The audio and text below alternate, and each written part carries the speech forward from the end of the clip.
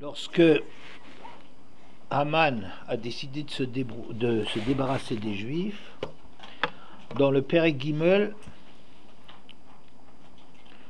Pasuk Zayin, Bachodesh Harishon hu Chodesh Nissan, le premier mois qui est le mois de Nissan, Bishnat Shtemesre Lamelech Achashverosh, la 12e année du règne d'Achashverosh, Hitil pour ou agoral.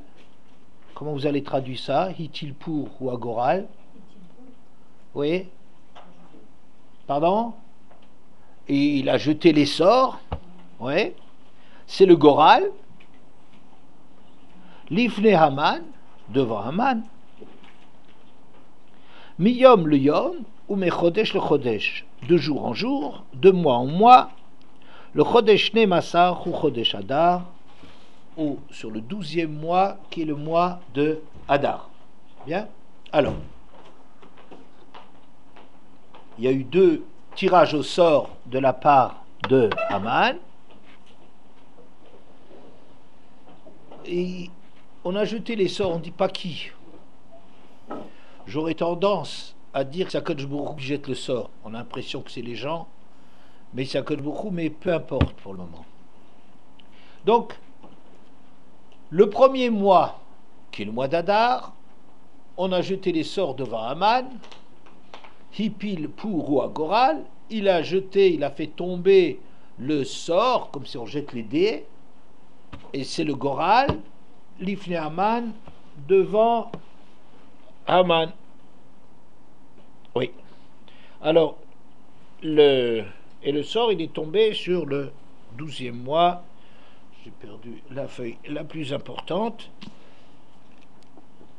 Et derrière, merci beaucoup. Vous avez des yeux derrière la Gemara, le Chumash. Mon problème est le suivant. On est en train de dire Hitil pour. What's meaning? Pour. Je dirais en français, avec déjà un jeu de mots, puisqu'on est avant Purim. Pourquoi? Oui, c'est le Goral. Mais qu'est-ce que c'est pour? C'est le Goral. Est-ce que vous croyez que les textes s'amusent à nous apprendre des mots en langue étrangère et nous dire que on s'intéresse à savoir est-ce que le mot de Goral en allemand, en chinois et en perse, il est tel et tel? Ça n'a aucun intérêt, a priori, n'est-ce pas? On va dire, c'est le pour. C'est quoi le pour? C'est le Goral. On dit que c'est le Goral. Qu'est-ce que tu as gagné à passer par pour, que personne ne connaît, a priori, pour parler du Goral? Dis-moi, il a tiré le Goral. Est-ce que vous comprenez la question? On ne va pas passer par un mot perse dont on ne connaît pas la traduction pour avoir besoin après de donner la traduction qui s'appelle Goral, dont on connaît la traduction. Goral, c'est le tirage au sort. Goral Echad Lachem, Goral Echad Lazazel. Pour les Shnei Seirim, il y a un tirage pour Hachem, un pour... D'accord? Alors, très étonnant, ici on va dire, qu'est-ce que... Mon problème il est, qu'est-ce que tu veux m'apprendre en me disant un mot, si je ne le connais pas, si je ne sais pas ce que c'est pour, on me dit, tu sais, pour c'est le Goral. Et je dis plus que cela. La fête de Purim, c'est à cause du pour. Hein? Comme c'est marqué dans le Perek Tet,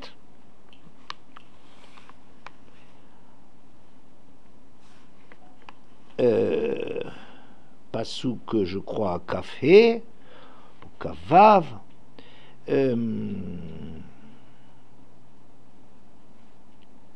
Alkein Karou Layamim Aele, Purim, c'est pour ça qu'on a appelé ces jours-là Purim, Al-Shem Apur, du nom du pour, Alkein, Alkol Divrei, etc. Bon, on a appelé ces jours Purim. C'est tellement important d'être passé par cette espèce de tirage au sort à la perse, ouais, c'est un mot perse, que maintenant la fête même elle s'appelle d'après ça, appelle la fête Goralot. Si finalement pour c'est Goral, appelle la fête Goralot. Ouais, ça fait mieux pour sa mère que Goralot, Mechot, je sais pas quoi. Mais donc ça a l'air d'être quelque chose de fondamental. Mais qu'est-ce qui est fondamental là-dessus? Tu es en train de me donner un détour, de passer par une langue étrangère que tu as besoin d'expliquer, et après me dire que la fête, elle s'appelait à cause du pourri. C'est très énorme. D'accord? Bien. Alors,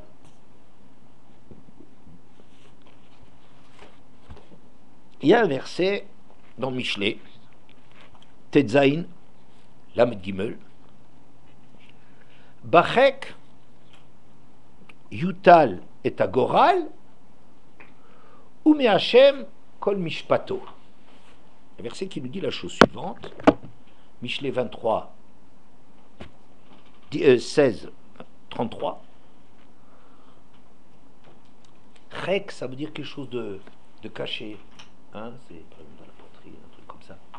Que on tire le goral, Bachek, Yutal et Agoral, ou Me'Hachem Kol Mishpato.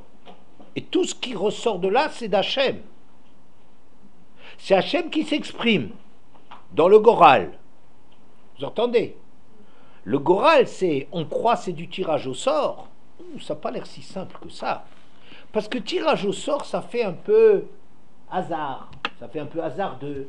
On va jouer ça à pile ou face, à la courte paille. Ça peut être comme ci, ça peut être comme ça, peu importe. Pas du tout, du tout. Toi, tu tires les choses en cachette, rek, c'est quelque chose que... Ouais, Rachid dit le varer. Le kol echad vechad chelko, pour déterminer à chacun la part qui lui revient. Par exemple, il y a un héritage et il y a deux lots qui sont importants. Il y a le moulin et le terrain. Hein, qui va hériter de ça ou de ça? Ils ont à peu près une valeur qui correspond. Ou il y a deux appartements à hériter. Alors, voilà, il y a deux frères qui vont hériter, ben, on va faire un numéro 1, numéro 2, ben là tu tires, hop. On va déterminer avec ça la part qui revient à Rouven et la part qui revient à Shimon. D'accord? Bon, ça a l'air. Ume Hashem kol mishpato, attention. Et en vérité, ça vient d'Hachem. Ce jugement vient d'Hachem.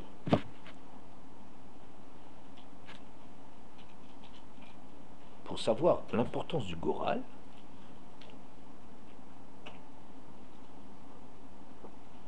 on voit qu'à Yom Kippour, pour déterminer quelle est la part d'Hachem, quelle est la part de Azazel, on prend deux boucs le plus semblable possible, qui se ressemblent du point de vue taille, du point de vue couleur, même le kichato keachat, essayer de les acheter ensemble pour que rien ne distingue. A priori, c'est le hasard, quoi. C'est vraiment sur quoi ça va tomber, et on va déterminer par un tirage au sort. Il y avait on mettait deux bouts de bois sur lesquels c'est marqué la Shem et la Azazel. Alors, voilà, d'un côté, un séhir là, voilà. Je tire, oh, la Shem, voilà. La Azazel, hop. D'accord?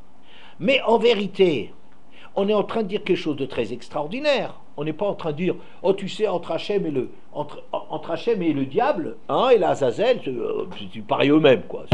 C'est histoire de pile ou face. Absolument pas. C'est une chose qui est essentielle. Mais pour nous, on fait tout pour que ça soit comme le hasard. On fait que c'est exactement, il n'y en a pas un bouc qui est beau et un qui est laid. Alors on va dire le beau il est pour Hachem et celui qui est tordu, infirme, handicapé, il est pour hasard. Non. La mitzvah c'est que ça a l'air vraiment d'être le plus grand hasard qui soit parce que les deux extérieurement, autant qu'on peut, on fait qu'on ne peut pas les distinguer. N'est-ce pas? Et ça s'appelle le Goral Lachem, le Goral Azazel. Ça veut dire que le Goral, il détermine quelque chose d'incroyablement fort. Ou bien, quand on a fait le partage des terres en Eretz entre les différentes tribus, comment est-ce que c'est tiré? Le Goralot. On a défini des territoires, telle et telle zone, telle et telle contrée, voilà, avec caractéristiques, etc. Et on dit, pour Rouven, je ne sais pas exactement, je ne sais pas exactement comment c'est passé, bon, pour Rouven, hop, on va tirer quelque chose, et ça tombe sur, voilà, qu'est-ce qui est déterminé? C'est un territoire qui se trouve à tel. Pour Shimon, où se trouve, etc., etc. C'est quelque chose de fondamental. Ce tirage au sort, c'est pas du hasard. C'est déterminer quel est le chélek en Eretz Israël qui correspond à la réalisation de la mission de chaque tribu. Par exemple, Zvouloun, c'est des marins, c'est des commerçants.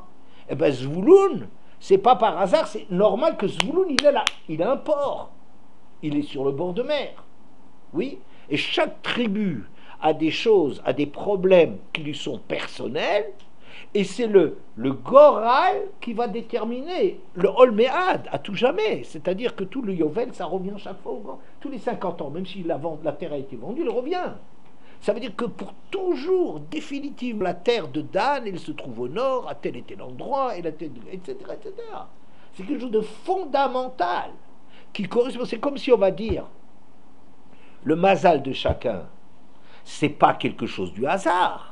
C'est quelque chose qui est déterminé, Arbaim Yom Lifnei Tzirat Havlad, 40 jours avant la formation de l'enfant, c'est-à-dire au moment de la conception de l'enfant, quand l'enfant il va être créé, 40 jours avant qu'il soit formé. Formé, ça veut dire qu'il va être déterminé, est-ce que ça va être un garçon ou une fille?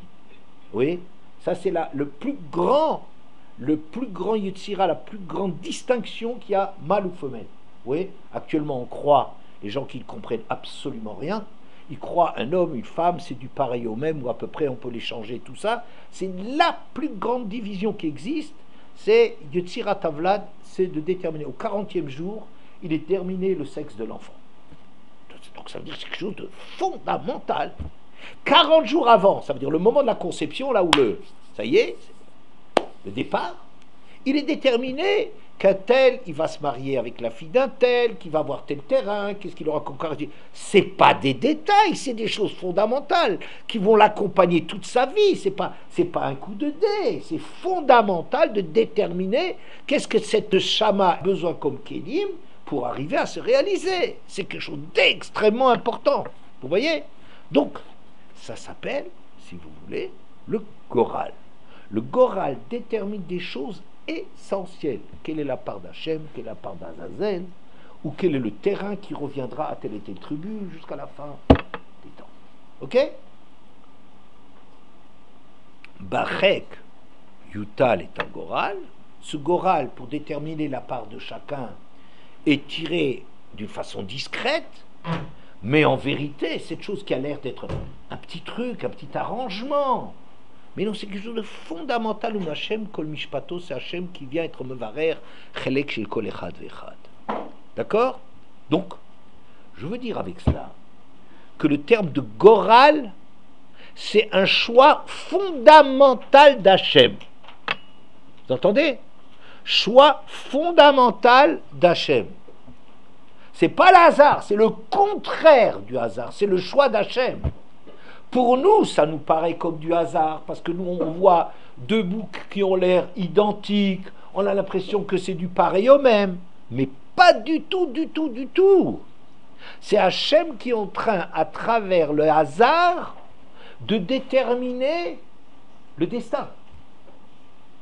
Vous voyez? Donc, je dirais, Hipil pour ou agoral. Alors, pour, c'est pas qu'on ne sait pas ce que c'est pour. Moi, je prétends que pour, c'est le tirage au sort. C'est ce qu'il a fait Haman. Il a d'abord déterminé quel jour du mois était le mois, quel jour du mois était le jour favorable. Et deuxièmement, il a déterminé en quel mois ça se passe. Il a fait un premier tirage, il a eu le 13. Ouais. voyez, le 13, ça porte bonheur. Ouais. Ah, très bien, 13, c'est bien. Après, il a tiré le mois. Ouais, le 12e mois. Oui, c'est le mois où Moshe il est mort. C'est excellent. Excellent, cette chose-là. Là où leur plus grand dignitaire, leur plus grand chef, le plus grand représentant du peuple juif est mort. Ah,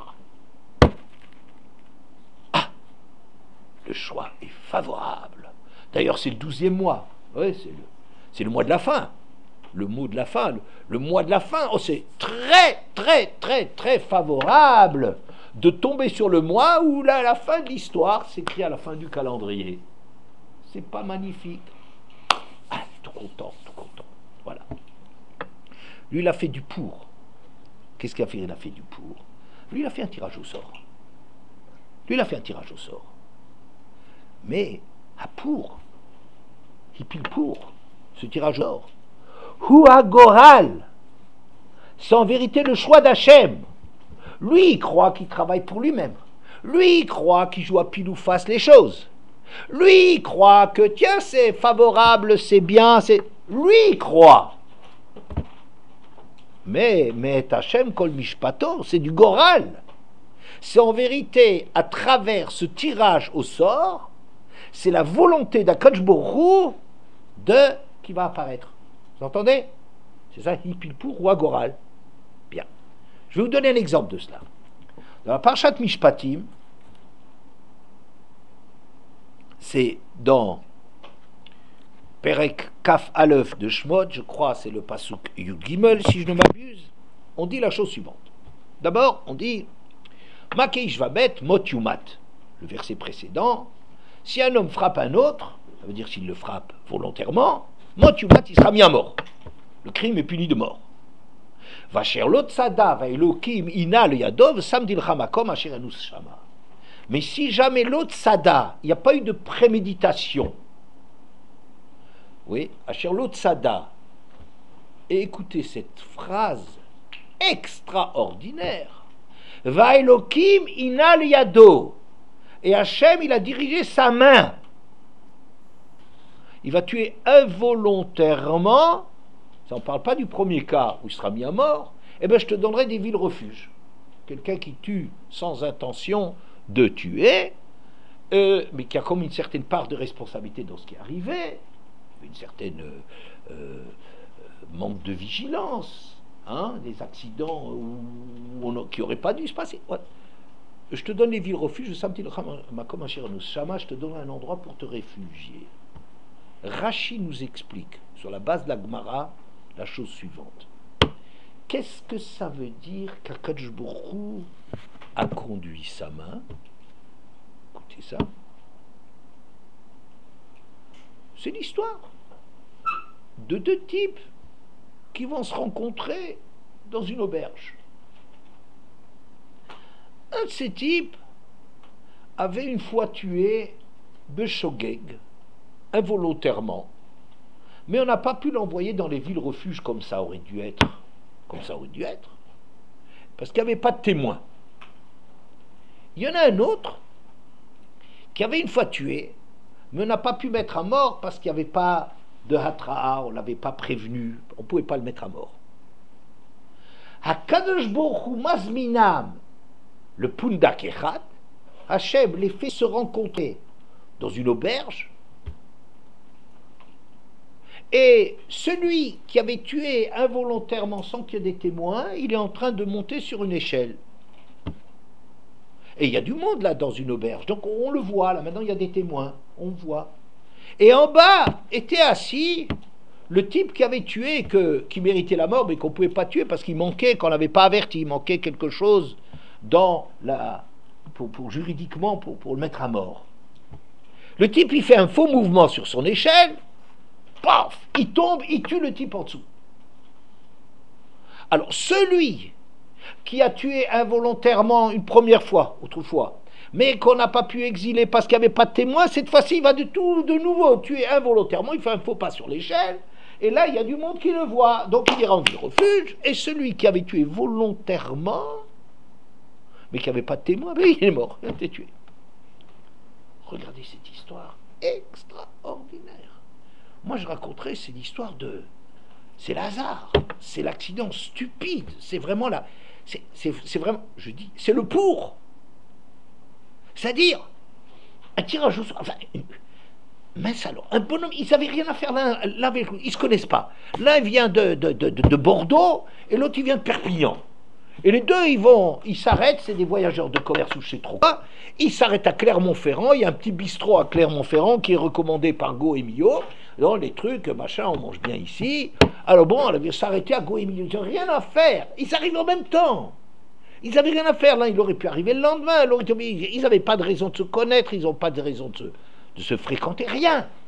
Nous on dit, mais c'est le hasard, nous on va dire, mais c'est un accident, mais Ribono Shel Olam, c'est le coup d'accident stupide qui n'a aucun sens. Ça n'a aucun sens. C'est idiot, c'est la fatalité. Mince alors ces accidents-là qui arrivent et que ça dépend tellement d'un truc qu'au moment où le gars il faisait du ski, il y avait juste quelque chose qui se passait, un type qui ne savait pas faire du ski et qui est passé sur la truc et machin, il y a des accidents qui n'ont aucun sens. Pur hasard. Ou agoral. C'est ça le destin. Du ciel. C'est ça ce qui devait arriver. Ça veut dire que le ciel, à travers ce pour, c'est-à-dire un tirage au sort, un truc qui a l'air d'un accident, du hasard, du pur hasard, qu'on aurait dû éviter, qui n'a aucun sens, Akadosh Baruch Hu, il est en train de régler des comptes, Vaïlokim inaliado, c'est lui qui a fait ça. Vous entendez? Ça veut dire que c'est ça, le Yipil pour ou agoral. De là, je dirais qu'on donne le programme de Purim. C'est ça Purim. Purim, c'est d'essayer de voir.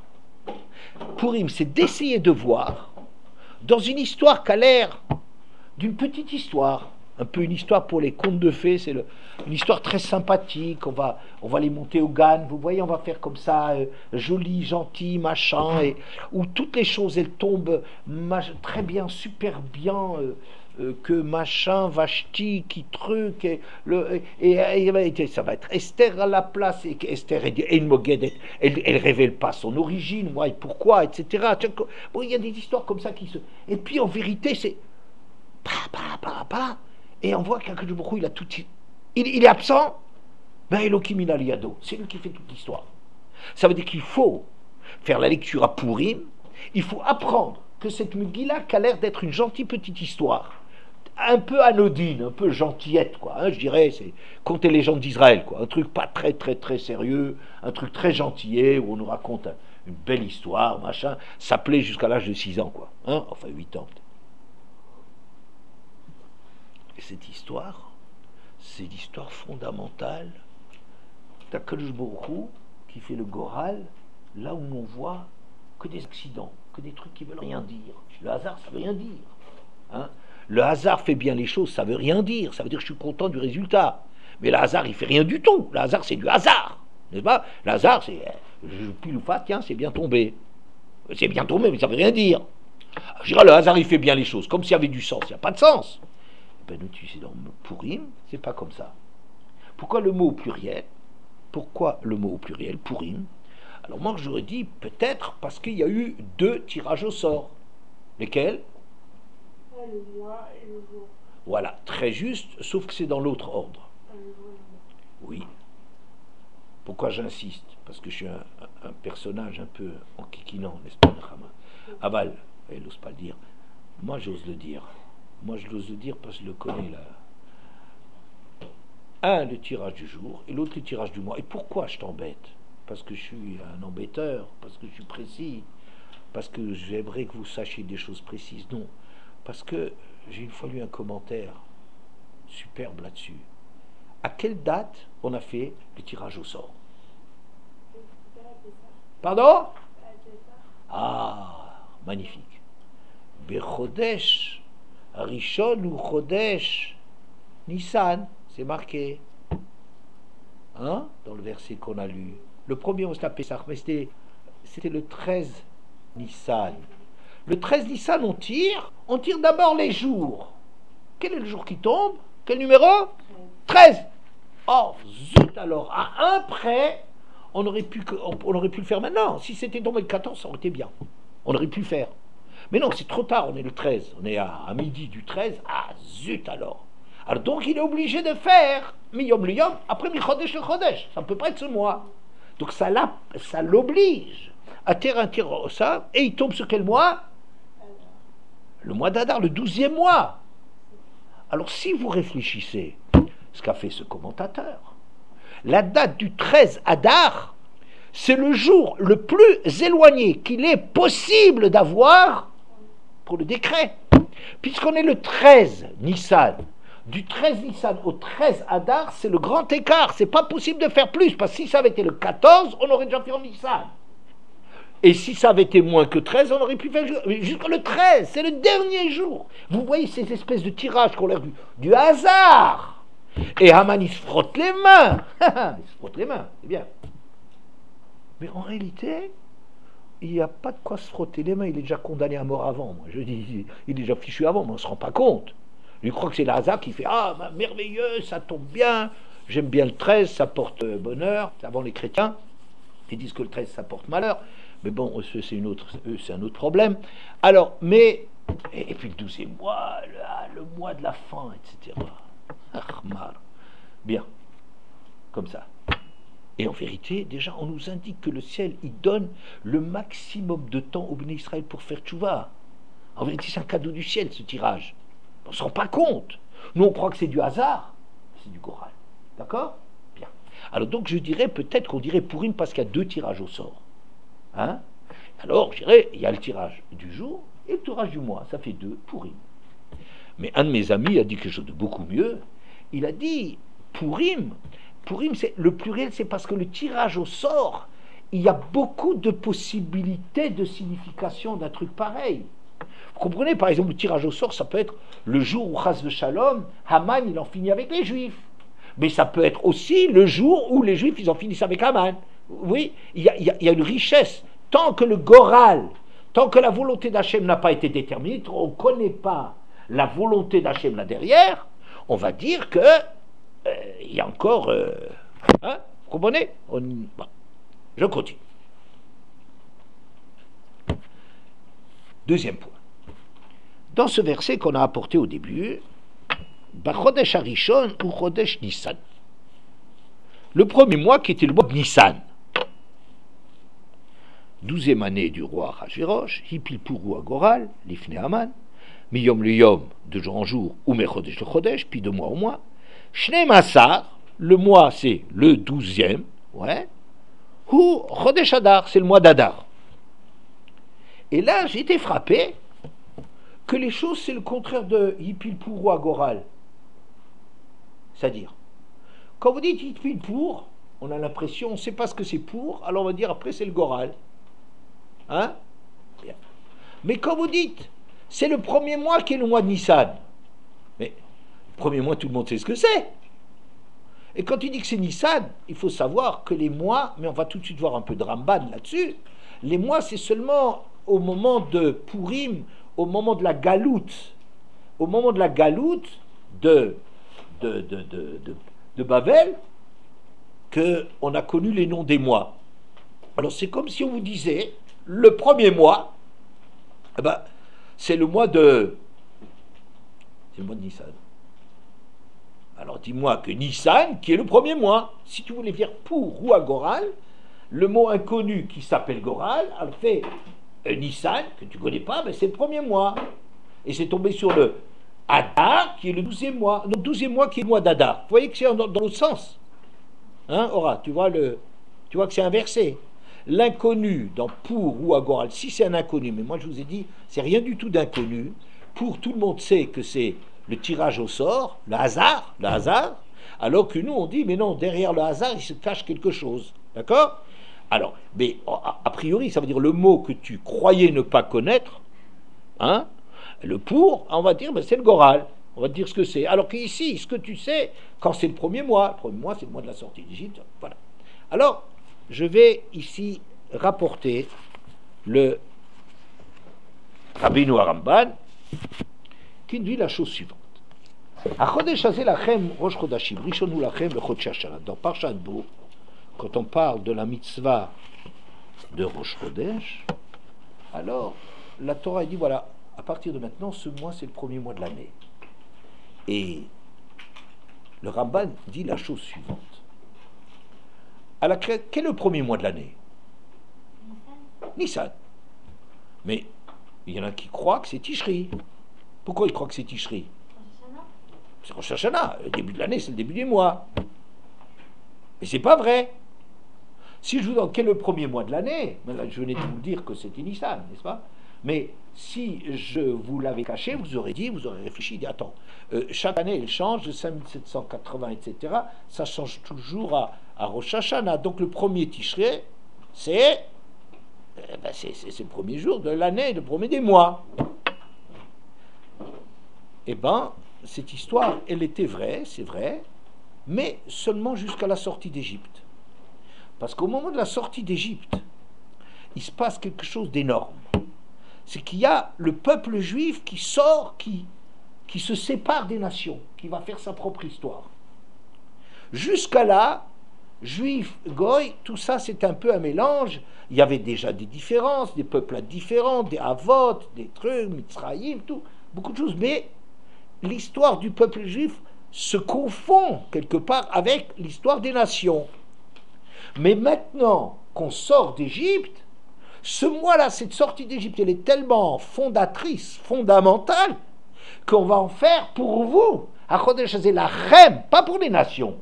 Les goïms, tu leur demandes quand est-ce que c'est le premier mois de l'année, ils ont raison de dire que c'est Tishri, s'ils connaissaient ce mot, n'est-ce pas?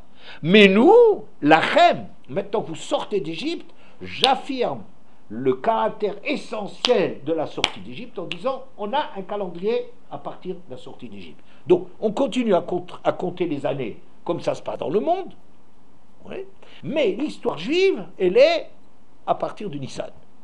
Ok? Bien. Pourquoi? Ou, disons autrement, comment est-ce qu'on appelle le deuxième mois de l'année? Chodesh Hasheni. Dans la Torah, vous verrez rien d'autre que des numéros. Hein, on dit, vous allez sonner du chauffard le premier jour du 7e mois, Chodesh Hashvi, on dit pas Tishri, ça n'existe pas. Hein? Pourquoi? Parce qu'avec ça, on affirme que la sortie d'Égypte, c'est ça l'anshama de toute l'année. Donc tout va se référer par rapport à la sortie d'Égypte. Il faut tout le temps avoir présent à l'esprit cet événement où a été lancé le clan d'Israël, la sortie d'Égypte, c'est ça qui est fondamental. C'est tout le temps avec ça. Troisième mois de la sortie d'Égypte. Septième mois de la sortie d'Égypte. Comme, dit le Ramban, dans la semaine. Comment s'appelle le 5e jour de la semaine? Hein?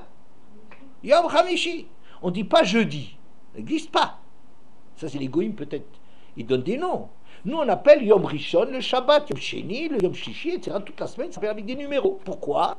Pour dire que c'est le Shabbat qui est la neshama et le sens de toute la semaine. Et donc, tout, il faut toujours avoir présent à l'esprit par rapport à Shabbat. Troisième jour par rapport au Shabbat. C'est pas mardi. C'est troisième jour par rapport au Shabbat. Vous y êtes? Bien. Le but de la semaine, c'est le Shabbat. Comment? Genre, le but de la semaine, c'est le Shabbat. Tout à fait. C'est l'origine de la semaine, c'est le but de la semaine, c'est la neshama de la semaine. On l'éprouve, on le dit comme on veut, mais c'est Shabbat. Et c'est Shabbat et tous les autres se référencient, se repèrent par rapport à Shabbat. D'accord? Et bien on a fait la même chose par rapport aux mois. Les mois de l'année, c'est premier mois, deuxième mois, etc. par rapport à cet événement essentiel, par rapport à tout le sens du calendrier, c'est Chodesh Hazeh. Pour nous, pour vous, Lachem, pour le peuple juif, c'est Shabbat. D'accord? Mais, dit le Ramban, il y a un verset dans Yirmia qui dit la chose suivante. V'lo yamer od chaya Hashem asher ela et bnei Israël me'eretz Mitzrayim, ki im chaya Hashem asher ela v'asher hevi et bnei Israël me'eretz Safon. Et on ne dira plus dorénavant sur le Dieu vivant qui a fait sortir les Bnei Israël d'Égypte, mais sur la vie d'Hachem qui a fait sortir et qui a amené les Bnei Israël des peuples du Nord. Les peuples du Nord, c'est Bavel. Mais Tzafon Tipatachra, c'est toujours une allusion à Bavel. D'accord? Bien. Mais donc ça veut dire qu'on prévoit dans Yirmia que l'histoire va changer de repère. Jusque-là, et ça parle de quel temps? Le Ramban dit la galoute, jusqu'à qu'on sorte de la galoute des 70 ans de galoute. Tant qu'on n'est pas arrivé là, c'est sous le signe de la Torah. Le signe de la Torah, ça veut dire que notre référence, c'est toujours rappeler la sortie d'Égypte. Mais maintenant viendra un temps où ça sera plus la référence essentielle. C'est maintenant le moment où on signalera les choses par rapport à Bavel, qu'Hachem nous a sortis de Bavel. Et pour signaler ce miracle, alors dorénavant, on va donner les noms babyloniens, perses, à nos mois. Ça veut dire qu'à partir de maintenant, le premier mois de l'année va s'appeler Nissan. Et c'est pour ça que dans tous les textes de cette période, par exemple dans la Megillah, c'est marqué à Chodesh Rishon, on apprend qu'il s'appelle Nissan. Chodesh Lemassar, il s'appelle Adar. Vous avez tous les mois. Chodesh Asiri, Chodesh Tevet. C'est des mois qui sont. On apprend les noms des mois perses, on les apprend dans la Megillah. Mais ce n'est pas le seul texte. Dans Zechariah, dans Ezra, tous les textes de la même époque font apparaître les noms des mois. Vous entendez? Ce qui veut dire, dit la Gemara de Yerushalmi, elle dit Shemot HaChodashim ou Shemot HaMalachim Alou Imahem Mi Bavel. On a pris avec nous à la sortie, à la galoute de Bavel, quand on est revenu en Eretz, on a appris les noms des mois et les noms des Malachim. Avant, les Malachim n'avaient pas de nom. Oui, quand vous avez dans l'histoire d'Avraham Avinu, il y a 3 Malachim, on ne connaît pas les noms, on ne dit rien. Bon, et là, après, bon, il y aura, on saura, il y a Gabriel, Michael, Raphaël, etc., et des tas de Malachim. D'accord? Bien. Ça veut dire, dit le Ramban, qu'on a voulu insister sur l'importance extraordinaire de la Géoula de Bavel en changeant quelque chose dans le calendrier. C'est toujours Nissan qui est resté le premier mois, le mois de la sortie d'Égypte est resté le premier mois. Dorénavant, on n'appelle plus ça premier mois, deuxième mois, troisième mois, mais Nissan, Iyar, Sivan. Ok? Il y a quelque chose qui a changé dans l'histoire, qui est le premier, le deuxième et le troisième mois. D'accord? Bien. Je vais vous donner un exemple de cela. Les mois, les noms des Malachim. Les noms des Malachim. Vous savez que quand Yaakov a envoyé Yosef pour s'enquérir, pour se renseigner sur la santé des frères, alors Yosef il était perdu, il n'arrivait plus à trouver son chemin. Qu'est-ce qui arrivait?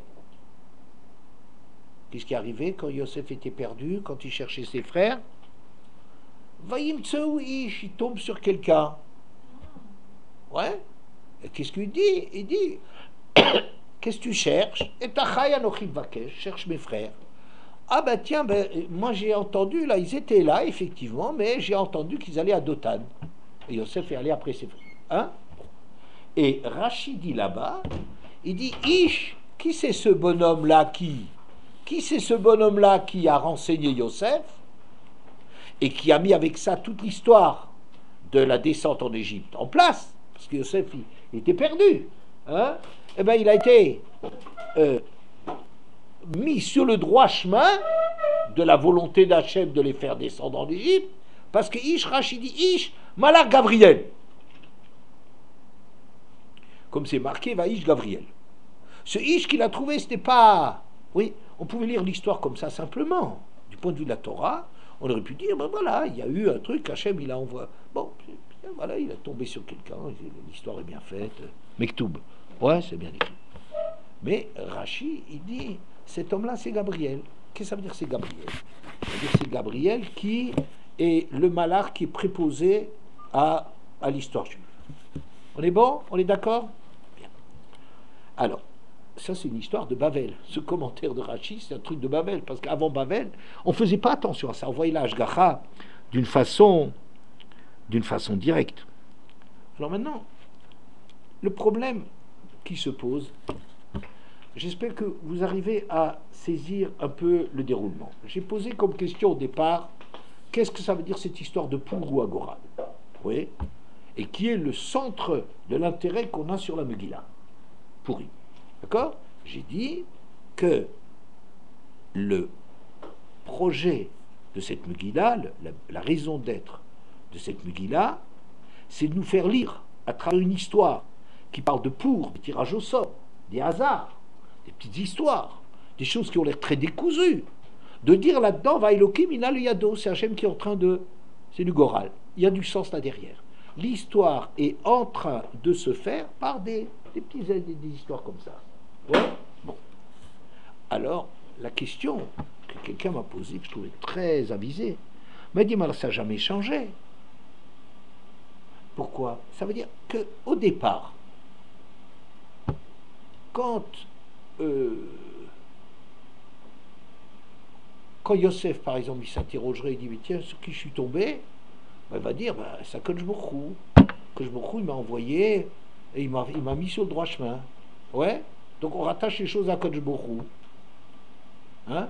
Et qu'est-ce qu'on nous demande de faire à Purim? Ben, de rattacher les choses à Akadosh Baruch Hu. Vous savez, c'est pas du tirage au sort. Hein? C'est pas du hasard. Il n'y a pas du hasard. Le hasard ne fait que révéler le fondamental.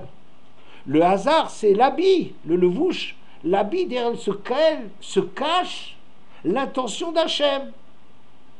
Vous comprenez? Ok, très bien. Alors, on arrive au même résultat. Finalement, autrefois, au début, on arrivait directement, quand il arrivait quelque chose, des gens, ils savaient attacher ça à Hachem. Et après, ben, ils rattachent aussi à Hachem. À Pour ou à Goral. Hein? Quelle est la différence? Vous y êtes? Il y a un extraordinaire Ramban, mais il est extraordinaire quand on le voit dans le détail et tout ça. Il décrit les choses comme ça. Il dit, en vérité, d'après la Torah, quelqu'un qui est malade, qu'est-ce qu'il fait? D'après la Torah, quelqu'un qui est malade, qu'est-ce qu'il doit faire? Mademoiselle. Comment? Oui, c'est juste. Très bien. Comment ça? Pardon? Aller voir un médecin. Voilà. Oui, c'est l'erreur à ne pas faire. Non, il allait chez le Navi et il demandait pourquoi je suis malade. Ça veut dire que c'était clair pour les gens que quand il arrivait quelque chose, oui, que c'est des choses qui viennent, c'est du ciel. Le type, il va pas chez le médecin. C'est pas ça le problème. Les médecins, c'est des gens qui peuvent vous dire, diététiciens, vous voyez, c'est bien, tu veux maigrir de 50 kilos, voilà, c'est la pub, ouais. Et avec tu prends tel et tel régime et tu fais des trucs et ça c'est bon et je te conseille Contrexévil, c'est une bonne eau minérale parce qu'il est riche en calcium ou le truc ou machin, ça d'accord, mais dis sérieusement, la guérison tout ça c'est pas ça. La guérison c'est Ani Hachem Ofecha, c'est moi Hachem qui te guérit, ça veut dire que c'est moi qui t'envoie. Quand quelqu'un avait fait une faute, hein, il lui arrivait quelque chose, Hachem, il lui envoie des issourim, il lui envoie des choses pour lui indiquer, pour lui faire tchouva. Et le problème de savoir, dites-moi, qu'est-ce que je dois faire? Qu'est-ce que ça veut dire? Ben, il y avait des neviim pour ça. Ça veut dire des gens qui allaient leur demander. Shaoul, quand il était en train, il avait perdu les ânesses de son père, il a perdu 3 jours pour trouver les ânesses de son père, et il est tombé sur un avis, il lui a demandé, qu'est-ce que c'est l'histoire des ânesses? Il a demandé... Il n'a pas demandé où sont les ânesses. Il dit qu'est-ce que ça veut dire cette histoire. Écoutez ça. C'est Rav Ezrachi, Rav Yitzhak Ezrachi qui m'avait appris ce pshat là-bas dans Rashi. Il n'a pas demandé où sont les ânesses qu'il cherchait depuis 3 jours, mais il a demandé à quoi ça correspond que je perde 3 jours de ma vie pour chercher des ânesses. Et en vérité, c'était simplement pour qu'il soit prêt quand Shmuel, qui devait le nommer roi, ouais, il arrive à ce moment-là, parce qu'il était en voyage, fait le tour d'Eretz pour régler tous les problèmes qu'il y avait en Eretz. Il devait arriver dans 3 jours. Alors cette histoire d'ânesse, ça a l'air d'être un accident, mais lui, il savait que c'était pas un accident. Il va demander au Navi, le José, le voyant, il dit, dis-moi, à quoi ça correspond que je perds 3 jours? Il n'a pas demandé où sont les ânesses. Incroyable. Ce qui l'intéressait, c'est quel est le sens de cette chose-là. Qu'est-ce que ça veut dire? Ous, qu'est-ce que ça veut dire? À quoi c'est? Hein? Donc, il lui a dit, eh bien, voilà, t'inquiète pas des ânesses, etc. Et va voir le... Et il lui a dit, bon, voilà, tu es le futur roi d'Israël, bon, il fallait que je te rencontre. Peu importe, peu importe. Ça veut dire quoi? Que les gens, ils savaient, normalement, tu es malade. Malade, c'est un onesh qu'Hachem t'envoie. Ou c'est une indication qu'Hachem dit, tu dois travailler tel mida. Ou tu as fauté par rapport à quelque chose. Et c'est comme ça. Ça veut dire que tu perds tant et tant d'argent parce que quelque part tu as été malhonnête pour cette somme-là ou des choses de genre-là. On ne se rend pas compte. On avait un renseignement, on ne va jamais s'aimer. Et c'est pour ça que par exemple le roi Assa, qui à part ça est un grand sadique, on lui a dit Gabocholio le darash et Hachem, qu'il a refait. Qu'il a refait. Et Assa le roi, rendez-vous compte, quand il était malade, il n'est pas allé demander à Hachem. Il allait chez les médecins. Comme si c'est une absurdité double. Non seulement ce qu'il aurait dû faire, c'est d'aller demander au Navi, mais qu'est-ce que ça veut dire que je suis malade? Quel est le sens de ma maladie? Qu'est-ce qu'Hachem m'envoie comme message là-dedans? C'est ça ce qu'il aurait dû demander. Et après il aurait fait tchouva, il a fait, c'est fini. C'est comme ça qu'on guérit. On ne guérit pas en allant chez le médecin. On guérit parce que... on fait tchouva. Ah, je ne sais pas toujours sur quoi, qu'est-ce que ça veut dire, mais ça, je demande un avis.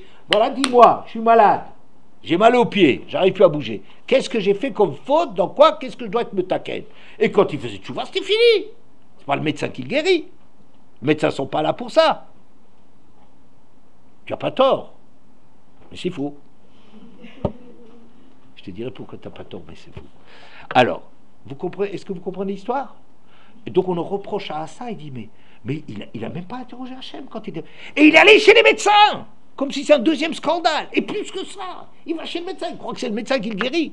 Non seulement il ne va pas à la bonne adresse que quand il est malade, il n'interroge pas celui qui lui dit quel est le sens de sa maladie et qu'est-ce qu'il doit être metaken, qu'est-ce qu'il doit faire. Non seulement ça, mais en plus il allait chez le médecin. Ouais. Alors Ramban, il est extraordinaire là-dedans, enfin comme à son habitude d'ailleurs. Alors, il dit comme ça, si les gens n'avaient pas l'habitude de se faire soigner, quand un homme tomberait malade, à cause de ce qu'il avait comme faute sur lui, la punition de sa faute, veitrape birtzon Hashem, il guérit suivant la volonté d'Hachem. Avalhem nagu birfuot.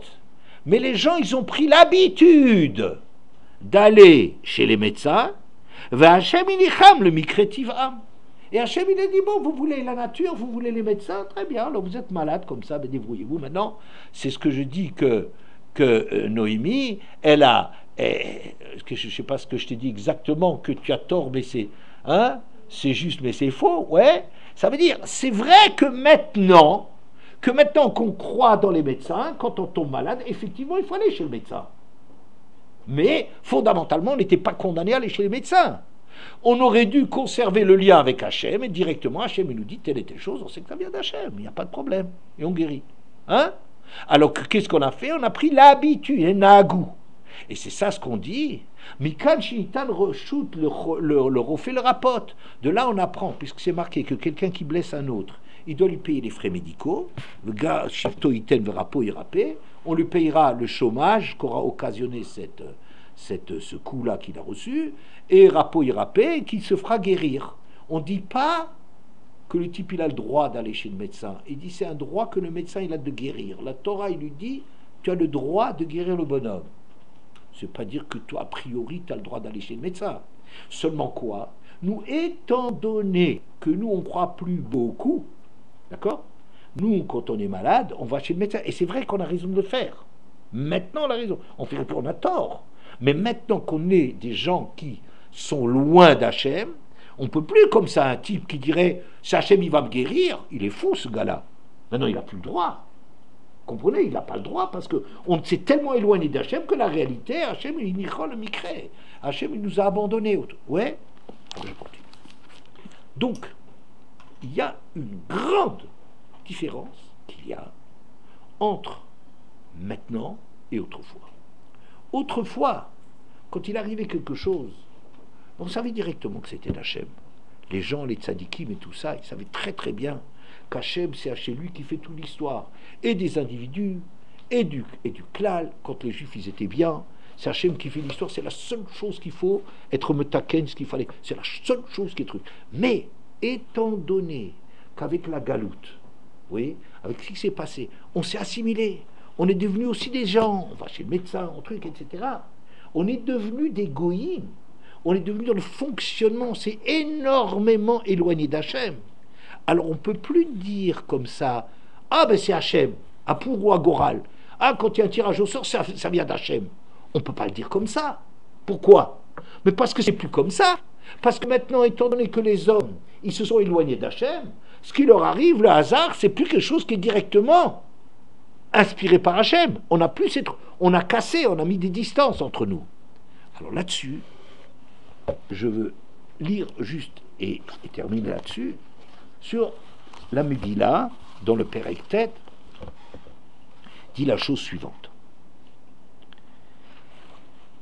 Dans le Pasuk Kaf Dalet Kafé, Karaman Ben Amdata, le Agagi, ennemi des Juifs, a pensé contre les Juifs de les faire disparaître. Vehipil pour Agoral, c'est la deuxième fois où on le dit, il n'y a que deux fois. Il a jeté le pour, c'est le Goral, le Umam ou l'Abdam, pour les paniquer et les faire disparaître. Et après, Ubevoa l'ifne hamelech. Et lorsque la reine, dit Rashi, quand elle est venue, Rashi explique, quand Esther est venue devant le roi, Amar ima sefer avec ce décret-là du 13 Adar, Yashu marshavto araal asher chashav ala yudim al rosho, que cette mauvaise pensée qu'il avait contre les Juifs, que ça lui retombe dessus. Et alors prendre lui et ses enfants sur l'arbre. Alkeil karoula yamim aile pour, etc. Et c'est pour ça qu'on a appelé ces noms Pourim. Ça veut dire quoi?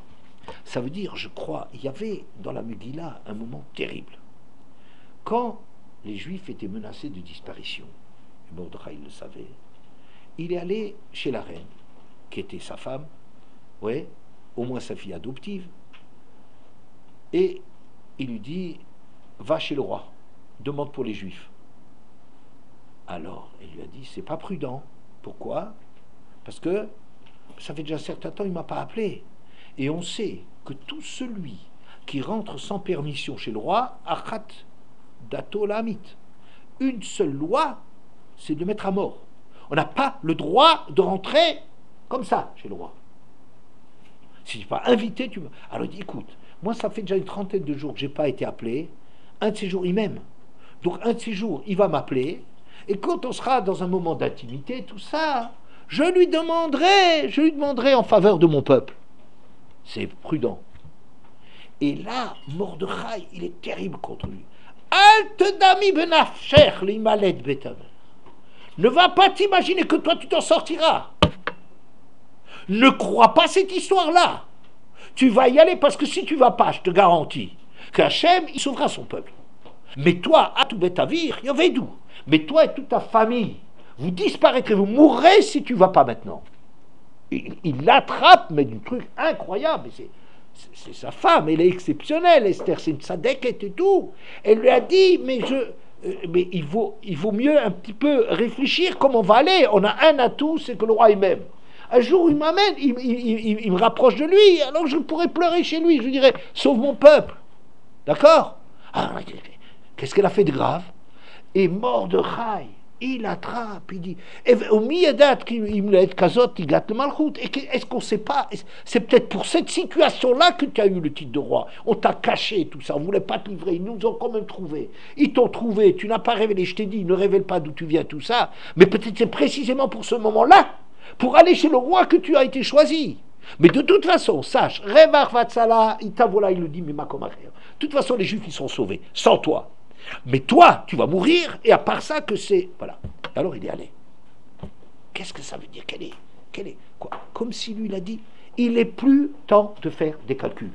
On ne peut plus faire de politique. On ne va plus calculer maintenant. Il faut risquer sa vie. Qu'est-ce qu'il veut avec ça? Alors moi, je comprends que tant que tu calcules quel est le moment favorable, les circonstances qui vont être en notre faveur et tout ça, moi je comprends que tu es encore dans ce monde dans lequel il y a de la politique, il y a du tirage au sort, il y a des actions des hommes, etc. Tu es dans un truc sur lequel la volonté d'Hachem ne peut pas se révéler parce que tu es dans un monde dans lequel tu crois, ben, quand on est malade, on va chez le médecin. Tu es encore dans ce monde-là. Et tant que tu fais des calculs, comment intervenir et comment, etc., comment obtenir, c'est des choses très raisonnables. Mais quand le peuple juif, il est en question, on ne peut plus, il faut passer à la vitesse supérieure. Quelle est la vitesse supérieure? On risque sa vie. On risque sa vie, c'est la seule chose. Si on commence à faire de la politique, ça y est, on est encore loin d'Hachem. Il faut mettre Hachem, si on peut dire, au défi. Il faut le mettre... c'est marqué, et la Meller. La Meller, c'est... Tu vas, quand le peuple juif est menacé dans son entier, tu dois aller, tu ne dois pas faire de calcul. Oui, je dirais, avec ça, elle a enlevé tout cet écran de la politique et des raisons et des justifications. Ah, il s'est arrêté, ma montre. Quelle heure il est? Comment?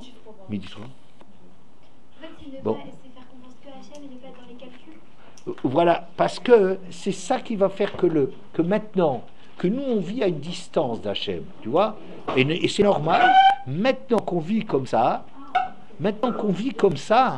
tu peux plus obtenir que le pour, c'est le Goral. Il faut pour cela arriver à enlever tout crédit à ces tirages au sort et à tout cela, oui, pour arriver à pouvoir, vraiment tu risques ta vie, tu enlèves toute cette, c'est plus, ça dépend plus de la reine qui est bien pistonnée et qui va nous, tu arrêtes de faire tous ces calculs, alors le pour c'est le Goral. Ça veut dire, autrefois, pour les gens c'était évident qu'on savait tout de suite que ça venait d'Hachem. Pour nous c'est plus vrai. C'est seulement vrai s'il fait la Messirut Nefesh et qu'il enlève toute réalité comme Rabbi Hanina ben Dossa. Rabbi Hanina ben Dossa, il guérit. Pas parce qu'il va chez le médecin, mais parce qu'il est tellement directement en prise avec Hachem que... Voilà.